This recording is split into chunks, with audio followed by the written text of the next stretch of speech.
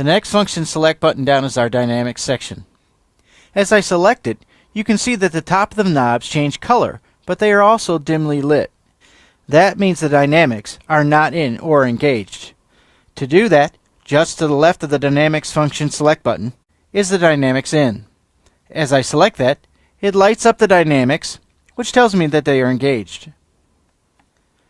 The first page that comes up is my compression section. I have all the parameters on the first 6 knobs of the knob set that I need to operate a compressor. I have my ratio, threshold, attack, release, depth, and gain makeup. Below the last knob here, there are 2 buttons. These are my page buttons that allow me to page between the compressor section and the expander gate section. Using the one on the right, I can now page down and see my expander gate section. I know that I'm on the expander gate because there's an X by each one of the knob sets. So I can look at it and say, now I have my expander gate ratio, expander gate threshold, attack, release, and depth. The last page of our dynamic section is the side chain.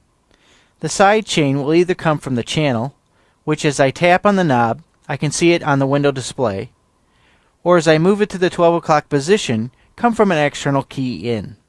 In our dynamics section, on the TFT, you can see a graphical representation of what's happening in the dynamics section. We have a ball that actually represents the level. To the left is soft, to the right is louder.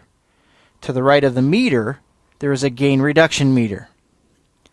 This meter will allow you to see how much you are reducing the gain.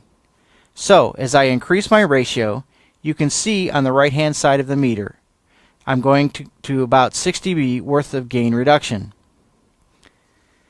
Also, if you look at the ball, it's actually now going below the threshold, which means that the compressor is starting to kick in.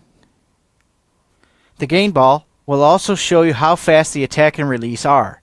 As I increase the release time, the gain ball slows down and leaves the yellow graph line.